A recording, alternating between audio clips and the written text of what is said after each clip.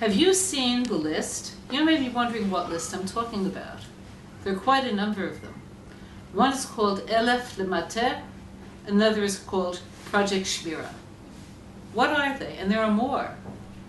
Elef Lemateh literally means 1,000 per tribe. What's that?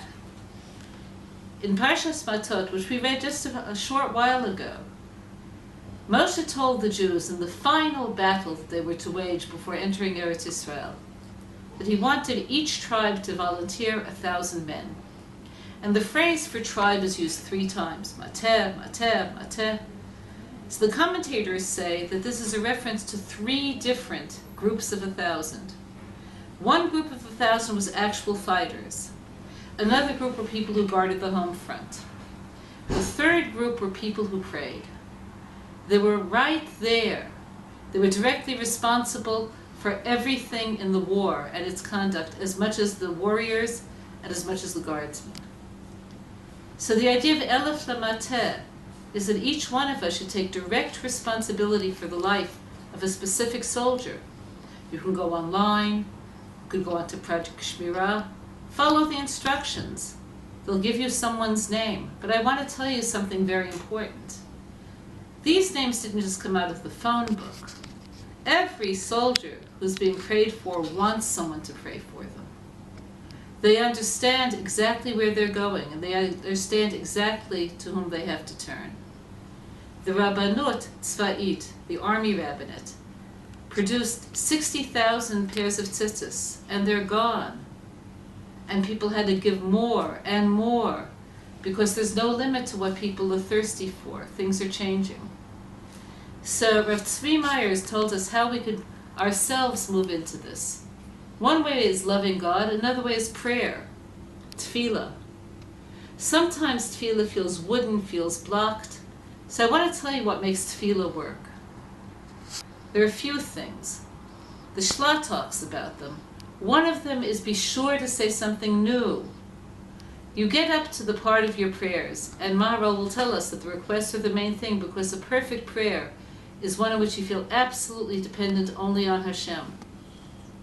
And you're up to the part that says, here are our voices. Ask yourself, what's my voice inside me? What am I saying? What do I really want? And let yourself pour out. Ask for the life of the person who you've volunteered to pray for. Ask for your own life. Feel one with the rest of the Jewish people. In order for that to feel credible, you have to know who you're speaking to, the beginning of the prayers. We would draw down the merit of the fathers, Avram, Yitzchak, and Yaakov. Find the part of you that's like them. There's a part of you that, like Avraham, wants to give. And that comes from him. The first bracha in Shemona Esrei, the first benediction in Shemona Esrei, the standing prayer, ends with the words, Magen Avraham, shield of Avraham. So this certainly refers to this, that in a concrete and real sense, God shielded Avraham many, many times in his life. But it means something deeper. There's a part of Avraham in you, in me, and that part of us will be shielded forever. It could be buried under 1,000,000 layers of defensiveness and vulnerability and fears, but there's still a part of you that wants to give. Bring that into focus. That'll give you alignment with Hashem. We say Elokei Yitzchak. Yitzchak's primary trait was his ability to be devoted. There's a part of us that could devote ourselves to things that mean. Every person has something that they consider to be their achievement. If they could look back and say, you know, if I lived for this, it would be okay. Or at least we would like to think that everyone has that. Ask yourself this question, what would I die for? And you know what you'll find out? You'll find out what you're living for. Many of you will say your families, your friends, people who you care about. Ask yourself, are you willing to live for them? What are you willing to sacrifice to be the kind of person who's aligned enough with God's will for you and for them? We say Elokei Yaakov. Yaakov's primary trait was truth, his ability to see the whole picture. Think of where we are now. We see God's observable love in saving us day after day, and at the same time the severity of judgment. Bring down Yaakov's merit Let that affect your prayers. That you know now who's talking.